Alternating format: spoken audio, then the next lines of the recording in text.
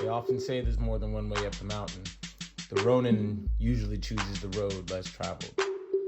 It is often a lonely road and often a dangerous road, but it is the most rewarding in terms of what you find out about yourself and those around you. This is where we discuss the trials, tribulations, and methods that those Ronin use to overcome those obstacles on their way, the Ronin Code. Welcome, you guys. We are here for episode 5 of the Ronin Code. I have two of my favorite folks to just bounce ideas off of and talk to in general.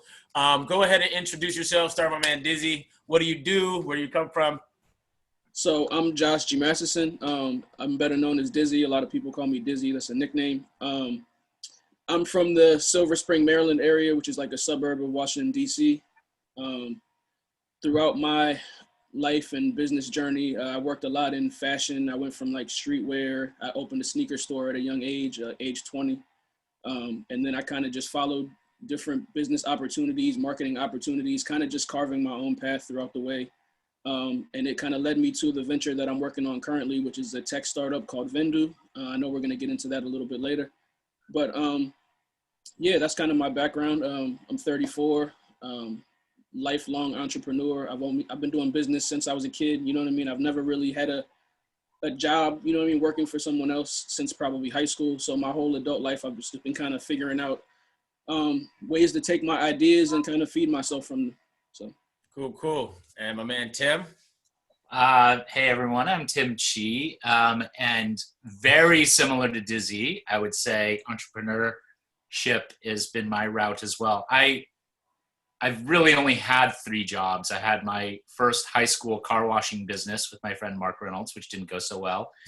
My second was an education startup company called Blackboard. And then my third was the weddings company, which we'll talk about later. But the common thread for me growing up is I call it life stage entrepreneurship. Like I see something and it impacts me, and I want to go do something about it. So my everything that I've done is because I was experienced something as a student, or while I was engaged, or while I was living in Southern California. I never wanted clean cars. So that's kind of how I relate to the businesses that I've been involved in. Cool. So that actually leads us right into the first topic of conversation, which is, what is that moment or that thing that made you decide to go with your current or larger opportunities and business ideas? As Tim kind of alluded to, life stage entrepreneurship. Sometimes it's the things that are just going on around you. Dizzy, just for some context, I remember starting the store out of the basement and having people come through and buy and sell and trade clothes off Bonifant, you know what I mean? Like, so what is it now that has been the thing that was the catalyst, let's say, for Vendoo coming out, which is your newest venture? okay, so I think that moment is always the time that you realize like you're experiencing some pain points in your business. So I'm a full-time reseller, so I go out and I buy stuff that's underpriced. I resell it online on different marketplaces, and I try to scale that business to the best of my ability. But I was realizing that I was coming across a lot of different pain points. There was like a lack of time. Like when you want to try to sell thousands of items a month, it's impossible to make listings on all those different marketplaces and manage all that inventory. So I started finding all these different pain points in my business, and then realizing that there's a lot of people out there that probably have these same problems. And then while those ideas were kind of circulating in my head, I met Thomas, who's the CEO, one of the co-founders, and he was actually trying to build something for the exact problems that I was experiencing. So that's when I realized, okay, like we're on to something here. Like I latched onto it quickly, and I said, like, this might be the perfect opportunity to like take something that I was just trying to figure out for myself, for my personal reselling business, and apply it to like a growing industry. And I think that in general, if you can solve a problem, then you probably have a really good business. So getting it from like being an idea to a business is a really difficult process, but I knew that we had a good idea, you know what I mean? So I think that was kind of the inception. That was like the moment that I realized, okay, somebody else is already working on this. So maybe I should get in on it now before I look back and regret it, because I know I have a lot of expertise in those areas. I've dedicated most of my adult life to this, so I know the ins and outs of it. And it was just something I was passionate about. So whenever there's something that you're passionate about, it's easy to work on. You know what I mean? You don't mind working a long time and not getting paid.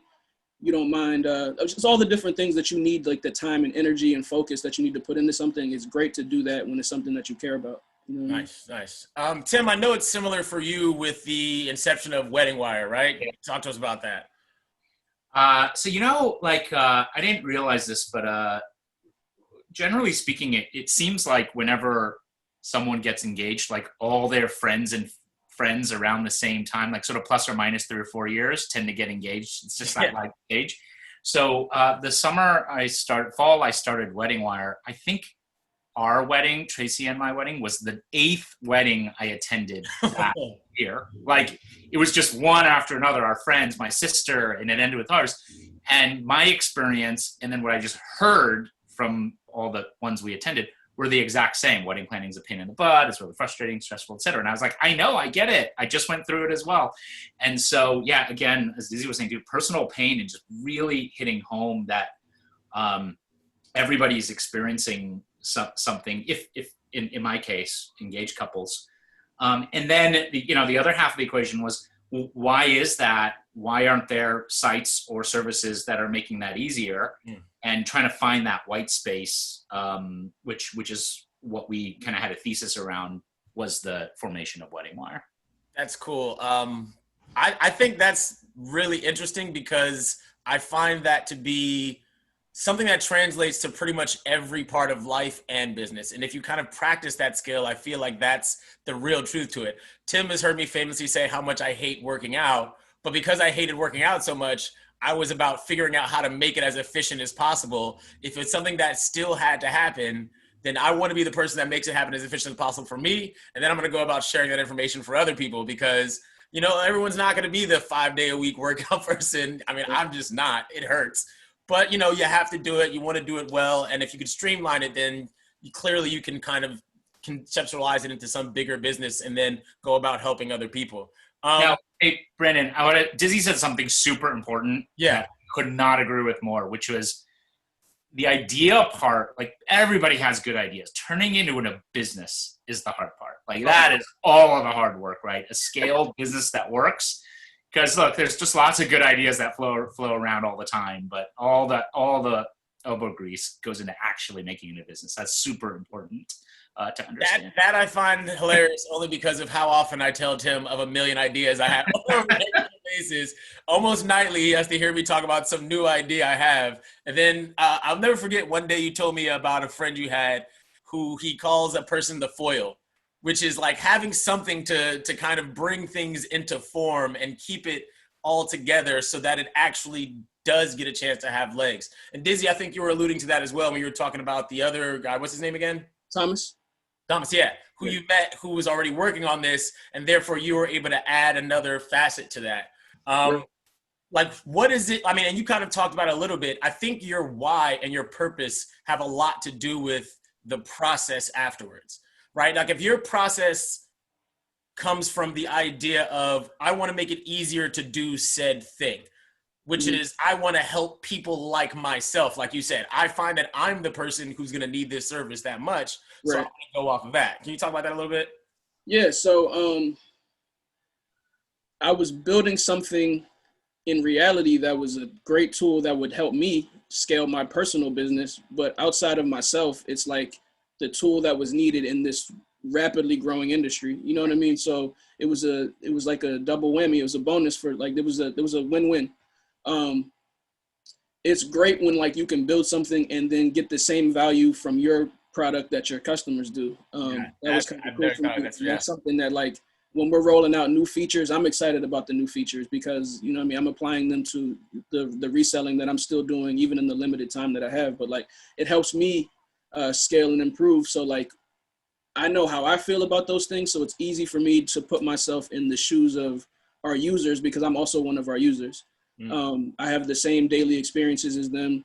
And I can speak to them in the language that they speak. So it's just easy to create something for that market when you're in the market. You know what I mean? Nice. And like Tim, you were saying with the weddings, because this is a year where I've seen maybe 4 or 5 of my friends get engaged. And like the necessity is because people aren't not going to get married.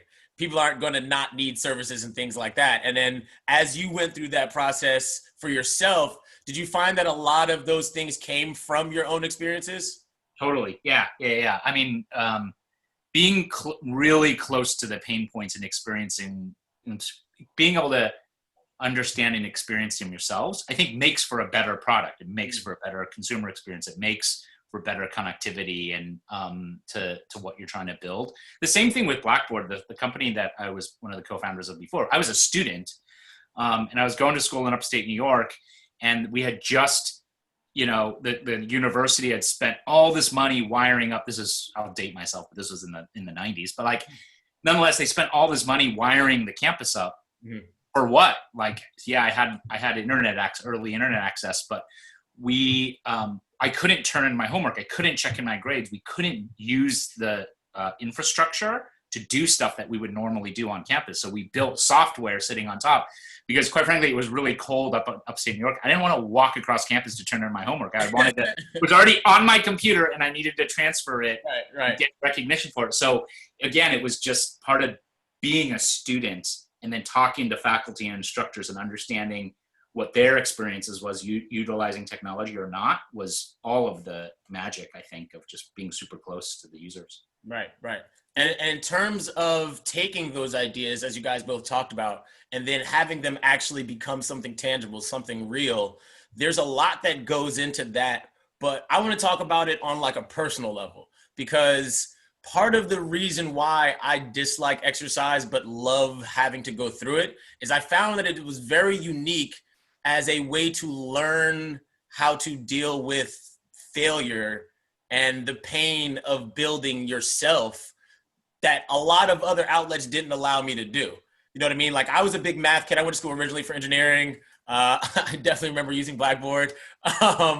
But it was one of those things that I realized, like, there's very few places where you're going to see a failure point and have to get past it some way.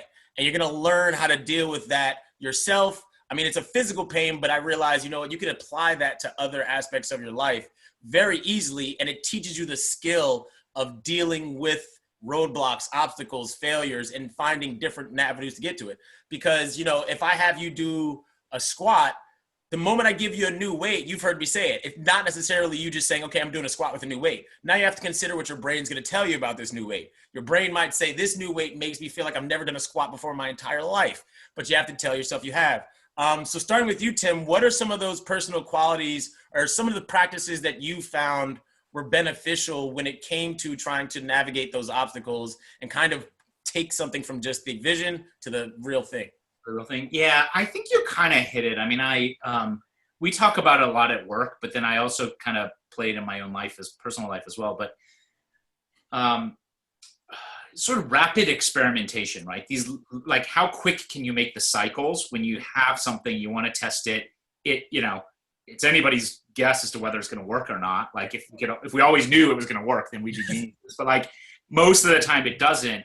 And so how do you just come back from that? And the more, it's a bit scientific method, right? The more you can get these cycles in, the better chance you have about finding the right thing that works or does not work for you or for your business, et cetera. So I try to just maintain that mindset around not getting dug in. It's like in software development, one of the worst things you could do now is be like, oh gosh, I have this idea for this product. We're going to spend 3 years and millions of dollars building it, and we're going to turn it on and it's going to work. Right? Like, it doesn't work like that anymore, right? Consumers are just like, things are moving really fast. And so these really, really rapid iterative cycles where what you were saying, Brendan, is where you can learn, where you can fail and learn really fast. I think that's kind of the secret nowadays of just trying to keep all of the cycles really short and tight. Right. And for this, one of the cool things is I remember when you were coming out with your own merch, the hat specifically, which was like still one of the dopest designs, but you have a thing where it's patience, persistence, progress, right? Like, that's like your mantra and has always been your thing. And I think you display that really well. Like I said, going from somebody who's been in different versions of fashion and been related to it on some level, then becoming the reseller, then full-time reseller, then store, then this. Do you agree with that? Like, can you explain that patience, persistence, progress, and how is that kind of worked out for you, like he's saying, in the rapid experimentation and then move on kind of way? Sure. So I wanted to touch on something you said before. You were talking about the exercising and working out and how, like, if you ask somebody to do a squat. Well, I relate that to business in a way that it's kind of an accountability thing. When you're an entrepreneur, the same way as when you're working out, you can't blame anything on anyone else. You have to physically figure out how to, like, solve that thing on your own. I mean, you might have a team if you're running a business, but like when you're working out, if you have to do 50 pull-ups or whatever, 50 push-ups, you can't do that until you tell yourself you can do that, until you get through it. So it's kind of like it's kind of a thing that gives you a rewarding feeling to know that this was once a problem and it's not anymore. And I think that builds like a little bit of confidence and self-confidence and motivation.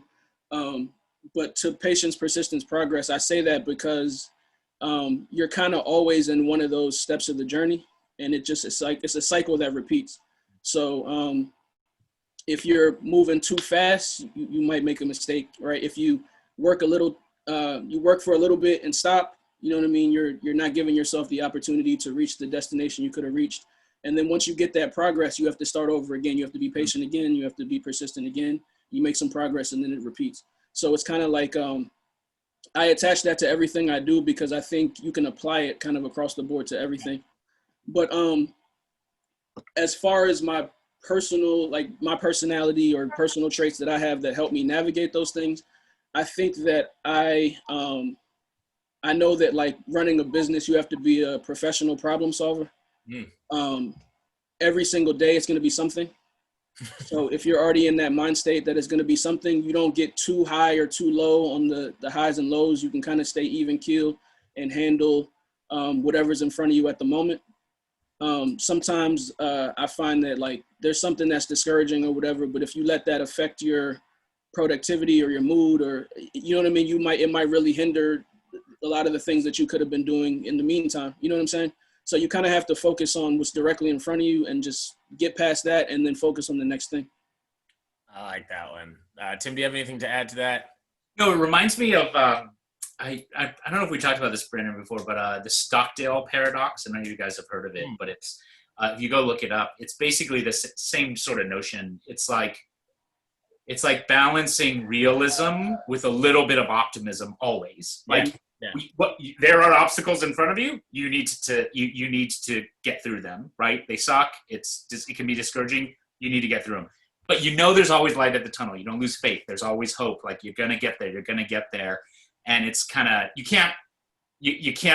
you want to have both. If you're just too realistic and you just never think about the future, then eventually you run yourself into the ground. If you're optimistic and you don't handle the things that are in front of you, that doesn't work either. So it's always just trying to keep both of those side by side and making them happen. That I think is a mark of a I like that. I like that because I have definitely gone through that in multiple ways with all of the millions of ideas that I have tried to come up with, which they're coming to fruition now, right? We're sitting here in this call because, Tim heard me say probably a year and a half ago, 2 years, I was like, what if I just build a platform where people just talked about all the cool things that happened between them? But it wasn't just to cater to this one market or this one market. And what if we did all this? And the trial and error of, I go to ComplexCon because I think I'm going to be making clothes. And I come back and I'm like, I don't really gotta make clothes right now. Actually, I could be working on this other thing in the meantime.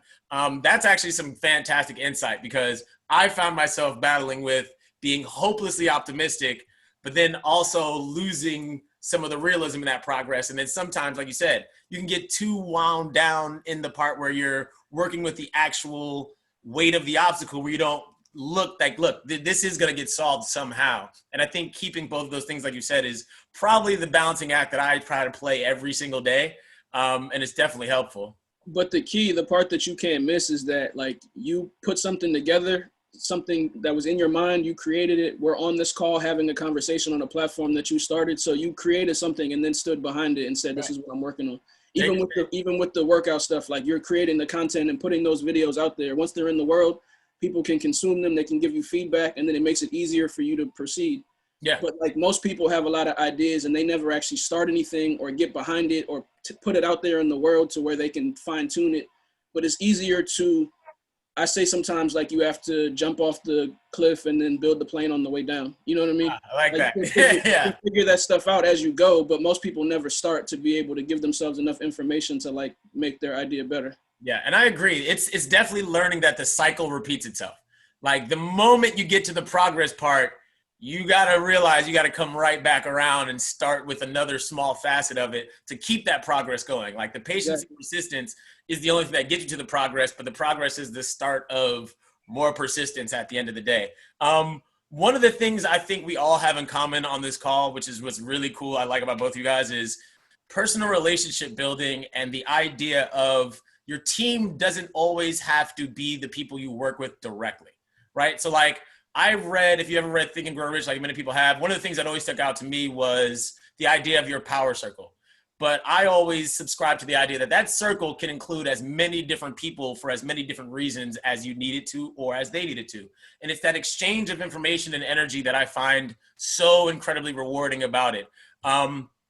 Like we were talking about before we kind of started, Dizzy, the take the pictures with everyone. And I was like, I remember being places and thinking to myself, like, I don't want to look like a fan. But like you said, it's not about that. It's showing the appreciation for the moment and how it's happened. Which is why even on some of these calls before, Tim, I have referenced, our conversations, because it's realizing that there are parts of every connection you make that may lead you to different places at different times. And you're not necessarily going to know that. So we'll start with you, Tim. Like, how important do you think building and maintaining relationships on different levels is to what you do now and where you've gone from where Wedding Wire started? It's so important. I mean, you kind of just said it. You never know what doors are going to open, and what value future relationships are going to bring. So, if you internalize that, being a good person and offering what you have, just because you don't know what the future is going to be like, I think is the way to go. I mean, there's so many relationships I have, just casual meeting, phone call, whatever. And then, 5 years later, you find yourself meeting again and something like, I mean, Brendan, you're the king of this happening to you. So yeah, I think, the lesson that I take away always is you really just never know. I actually tell my team members a lot, I'm like, hey, likely one day I'm going to be working for you. So, we treat everyone at our organization as, a team member that's doing something good in their life, and they're going to use their career at our company as a stepping stone, probably to do even better things and better things and better things. And so, you just kind of never know. So I think there's so many examples from networking that have played an important role in unlocking something or helping, create some progress in my career. Dizzy, I got pictures with everyone from every year back to like 2010, man. I know that's you. So one thing that I like to kind of make clear is that, like, even if I was taking pictures with people, I was working a lot with celebrities and athletes. I was doing styling and things like that. But everybody I met, I used to try to figure out how I could provide value for them. Not just like I need a picture for some content for my Instagram, but mainly like how could I turn this person into a contact that I could, reach out to when I have an idea or get information from them. And then as I'm starting Vendoo and just other business ventures I have, every contact in your phone can serve as an advisor for you. So we have like a financial advisor, we have like tech advisors, just marketing advisors. We have people that just know more than us in every lane. And I think that the more people that you can provide value to, the more people are going to be willing to like answer those calls and give you insight when you need it, or answer a question. And then the more respect you have for those relationships, like as much as I try to get information from people, I try to give information. So you and I build a lot and have conversations. And because of you, now I've met Tim. So you can see how that it branches out. And also, like when I meet people, I let them know that like I'm working on stuff. You know what I mean? This is what I'm working on, because like a lot of people never speak up and say like what they're doing, because you might have an idea and you never know what information, what contact, what resources somebody has that they could offer to you, because you don't open your mouth and say like this is what I'm working on. So I make sure that with all those people that I take pictures with, or all those people that I've met and come across, that I either try to come up with an idea for them, help them with something, and then in return when I need something, I don't feel like I'm just going to them begging or asking for a handout. I always want to make sure that there's an even value exchange in those relationships. I really, really like the part where you said you make sure to communicate to that person what you're working on, but then in a context of what you could possibly provide to them as value. Only because I have an incredible story with another one of my clients, which, you know, we've all become very close simply because it is gone beyond just service and this doing this thing. There's a lot of personal exchange of energy. And just to really quickly, I'll never forget when she told me how when we first met and I asked her what she did, and it had nothing to do with anything other. I just like to get to know where people's heads are at and what I can relate the stuff we're going to be doing physically to in their life. And she said, you know, I thought about not saying that I was starting a nonprofit, and I was about to just say that I was working for a nonprofit. But then, like my husband told me, her husband at the time, who's still her husband, obviously, but he said, like, you might as well start telling people that because you never know. I happened to be training a guy who was in charge of the Clark company's like funding department, right, where they were giving money away to help businesses start, and I happened to be training him right after her. And I remember telling her, I was like, you know what, you should meet this dude Joe, because like Joe's actually really, really cool, and me and him have conversations, and if you got something that's really, really good and it sounds good to me, Joe could hook you up. And then, you know, later on she gets a huge amount of money in funding, but she never told me that she wasn't going to tell me that until like 3 years later. And she was like, I almost didn't say that. But that's a really, really interesting point that I realized when I went to LA is like the conversation and the idea is so valuable that even if the tangible nature of it isn't there yet, that person could be the bridge to another person who could help you out a lot. Last but not least, I would just like to talk about the idea of continuously adapting and continuously looking for the next innovation. And that's something you two are very, very good at, as we alluded to with the idea of Vendoo coming out of your experience as a reseller, Tim Wedding Wire, realizing that markets like surrounding weddings exist, but how do you make that easier for people? How often and how much do you find yourself looking for new versions or newer ways to do what you do? Is that something that you notice, or is it that like it's a natural process of always like seeing something, getting inspiration for it? For Tim. For me? Yeah. So innovate. I mean, obviously innovation, very, very, very important for any business. And for ours, even just staying within weddings in our lane. I mean, I try to keep it pretty simple, right? Like go ask anyone that's planning a wedding in the past 5 years and the next 2 years, is it still a pain in the butt? The answer is going to be yes. So we haven't done what we needed to do yet. Like it is still really hard. Right. And so what is that innovation? Are we going to ever create a solution where you can press one button and your whole wedding's planned? No.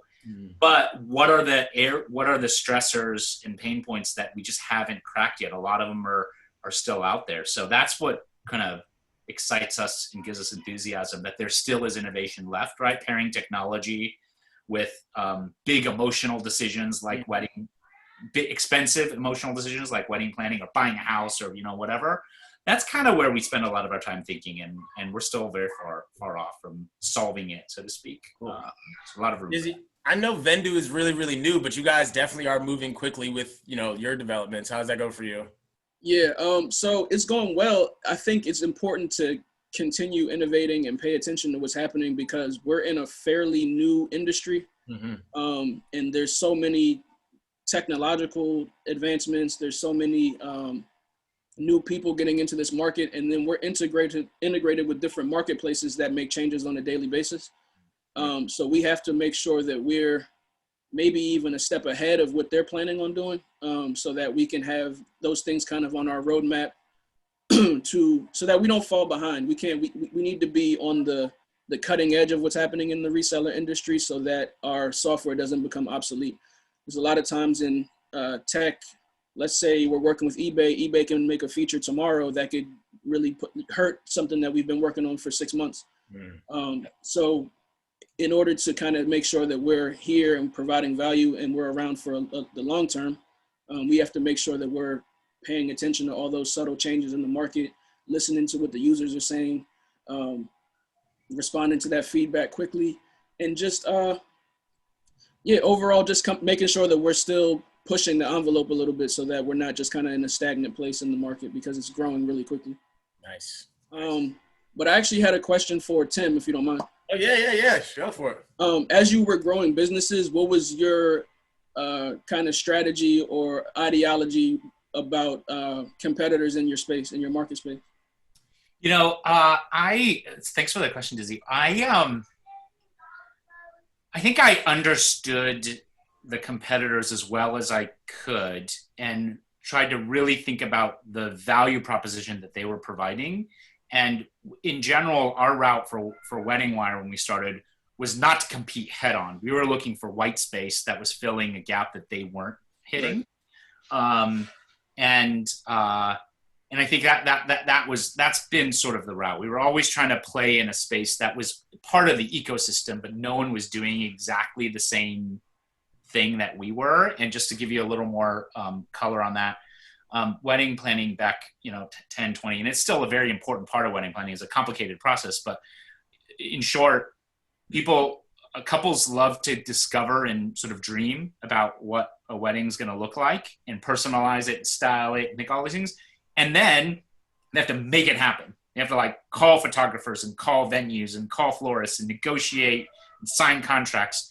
A lot of the competition at the time was doing an excellent job inspiring and all that. But the elbow grease part of making it happen was what we launched, right? So we just got, and in some sense we got lucky too. I mean, the rise of user-generated content, product reviews on Amazon and, Zillow, democratizing real estate prices, and, you have your or takeout delivery, like the Grubhubs of the world, all that stuff, these vertical marketplaces all sprung up around the same time as us. So we kind of just did that for weddings. But I take competition very seriously. I never underestimate how, because things move so fast nowadays. So to your point, staying one step ahead and always kind of pushing innovation, I think, is the key to one of the big keys to success. Thanks. You. I appreciate it. Yeah. You guys, this has been fantastic. Thank you so much for joining me. Is there anything new with Vendoo that you would like to speak on, Dizzy, before we go? So Vendoo, I didn't get too much into it, but it's a cross-listing platform that allows users to create a listing one time on our site. It puts those listings on multiple marketplaces for them. It allows them to manage all their inventory in one place. It gives them data and analytics about their business, all these different things. We're integrating with 2 more marketplaces in the next few weeks. We're adding Grailed, which is a menswear platform. And we're adding Depop, which we haven't even announced yet, but we're adding Depop also beginning of September. So we're excited about that. Nice. Tim, again, thank you so much for joining me. I'm going to still throw 25 new ideas at you in the next because we were saying earlier, man, having the ears to bounce stuff off of sometimes is just really all you need to kind of figure out where to navigate. I will make sure that I hold on to this as one of those conversations. This was probably the first pairing that I was trying to make happen. That was the first 2 things I thought about, but I'm really glad it did. Thank you guys again for joining me. This has been episode 5, The Ronin Code. You guys have a fantastic day. Thank you. Hey, Tim, is it possible for me to get your email? Let's connect. I'd love to learn more about Vendoo as well, and if I can be helpful in any way. That'd be amazing. I'd love to be. Yeah. So, Brandon, why don't you hook us up after this? And I was going to say, I'll share Dizzy. I can send him your text, your number, and your email if that's cool. Perfect. Yeah. Let's chat sometime. Thank you. I appreciate it, guys. Have a good one. Take care. Take care. Thanks.